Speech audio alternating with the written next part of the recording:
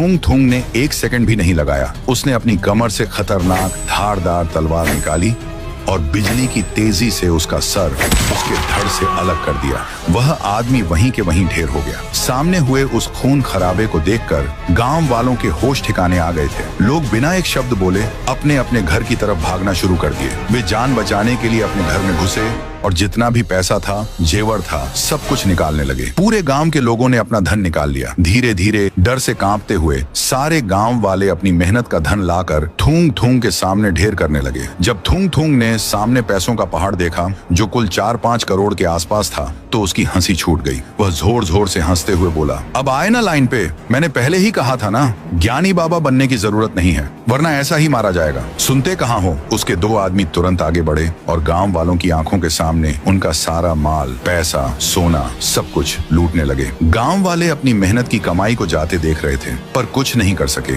अब हिम्मत कहाँ थी। डर इतना ज्यादा था कि कोई आवाज नहीं निकली। कुछ दिन ऐसे ही गुजर गए। अब गांव के सारे लोग थूंग थूंग के गुलाम बन चुके थे।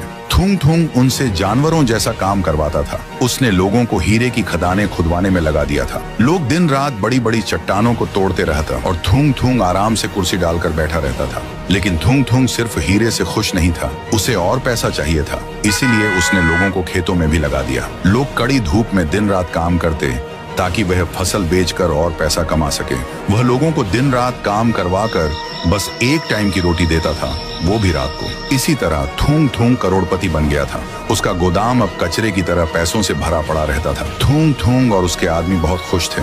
कुछ दिन ऐसे ही गुलामी में बीतते गए, पर तभी गांव के बीचों बीच अचानक खड़ी हुई उस सीमेंट की दीवार को देखकर सब हैरान थे। पर तभी थूंग थूंग ने देखा कि उस दीवार पर खून से उसके सबसे भरोसेमंद साथी का नाम लिखा हुआ था, डबल बैटरी, आज तू मरेगा। ये देखते ही थूंग थूंग गुस्से से आग बबूला हो गया। उसने दहाड़ते हुए कहा, अरे फुद्दू सा मजाक किसने किया है रे? किसकी इतनी हिम्मत हुई रे जो हमारे आदमी का नाम इस तरह दीवार पे खून से लिख डाले? कौन है वो हरामी? ये कोई टुच्चा खेल नहीं है।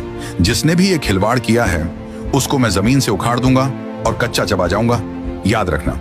डबल बैटरी को भी बहुत गुस्सा आया, लेकिन उसने इसे बच्चों का मजाक समझकर ज्यादा तवज्जो नहीं दी। पर जैसे ही रात गहरी हुई, एक तेज और जानलेवा हवा का झोंका किसी साए की तरह सो रहे डबल बैटरी के बदन के 3 टुकड़े हो गए। वह वहीं ढेर हो गया। दीवार पर लिखा पैगाम सच हो गया था। अगली सुबह थूंग थूंग ने डबल बैटरी की लाश देखी तो वह दंग रह गया और उसका गुस्सा 7वें आसमान पर पहुंच गया। उसने सारे गांव वालों को जमा किया और गरज कर पूछा, ये कांड किसने किया है? ओए तुम सब सुनो, मुझे सच सच बताओ, ये कांड किसने किया है? डबल बैटरी को किसने मारा है? और ये दीवार पर गंदा नाटक कौन कर रहा था?